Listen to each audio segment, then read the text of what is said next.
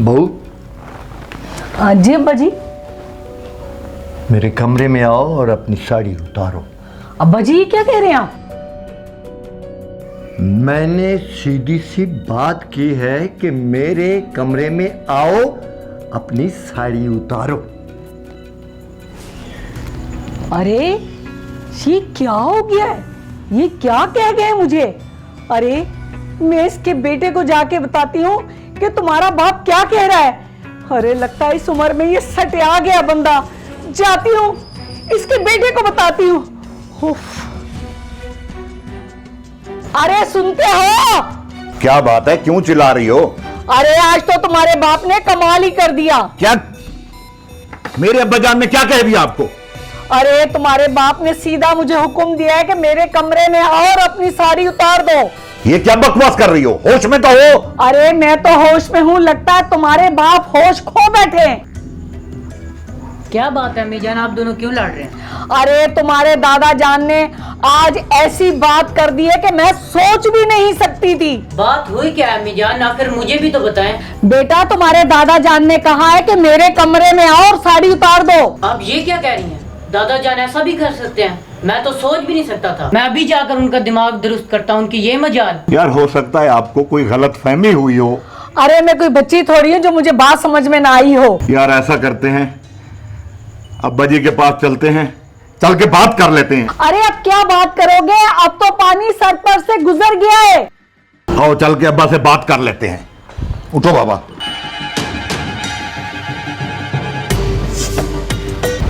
पता नहीं आजकल की लड़कियों को क्या हुआ है। कब से मैंने बोला है आ जाओ, अभी तक नहीं आई। मुसीबत है। अब्बाजान, मैं सोच भी नहीं सकता था आपने अपनी बहू के साथ इतनी घटिया बात की। मेरा बच्चा, इसमें मैंने गलत बात कौन सी की है? अच्छा तो आपके लिए कोई बात ही नहीं है? कि तुम किस लहजे में मुझसे बात कर रहे हो? भूल गई कि मैं तुम्हारा बाप हूं? दादा जान, आपने जो हरकत की है दिल चाहता है कि तूने इसके जहन में भी गंद भर दिया है। अरे जब आप ऐसी घटिया बात करोगे तो कोई भी बंदा अपने काबू में नहीं रह सकता। मैंने कौन सी घटिया बात की है? मैंने तो तुम्हें कहा आओ, ये मैं अंदर वॉशरूम में नहाने जा रहा हूं, वहां पे शावर पे तुम्हारी साड़ी लटकी हुई है। अब मैं तेरी साड़ी को अपना हाथ लगाऊं, शर्म नहीं आती तुम्हें? तुम इस कदर गिर जाओगे, मैं सोच भी नहीं सकता था कि तुम ज़हनी तौर पे इस कदर घटिया हो चुके हो। जाओ अपनी साड़ी उतारो।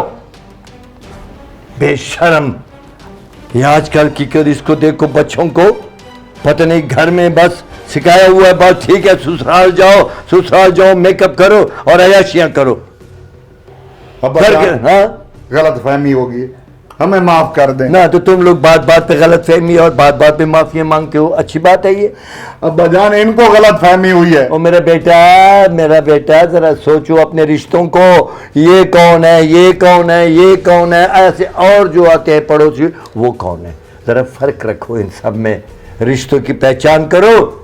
सॉरी अब्बा जान, मैं माजरत चाहती हूँ। पता नहीं मेरे दिमाग को क्या हो गया, मैंने ऐसा क्यों सोच लिया। मेरे बेटा, मैं माफी चाहती हूँ। तुम लोग नई जनरेशन, इस्लाम से दूर हो, जरा दरूद शरीफ पढ़ा करो तो शैतान और खन्नास दोनों, तुम दोनों ये दिल से भाग जाएगा। इस्लाम को छोड़ा हुआ है और दुनिया में भागो, दौलत कमाओ, पैसा कमाओ, ये करो वो करो, पीपा। माफ कर दो। माफ कर दिया, माफ कर दो। अब मुझे माफ कर दो। जाओ अपनी साड़ी उतारो मेरा बेटा, चलो जाओ। और कहीं चाय बना दो, सर में दर्द कर दिया है। अच्छी सी चाय बना कर भेजना।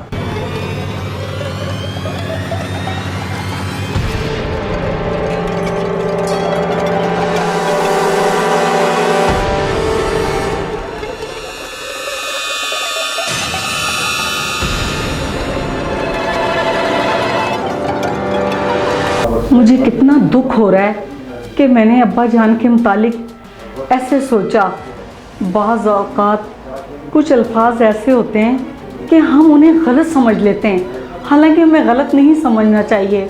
हमें एक पहलू से नहीं सोचना चाहिए, हमें मुस्बत पहलू से सोचना चाहिए। गलत फहमियाँ कैसे पैदा होती हैं, कैसे घर बर्बाद हो जाते हैं, कैसे रिश्ते दूर कर देती है ये गलत फहमी।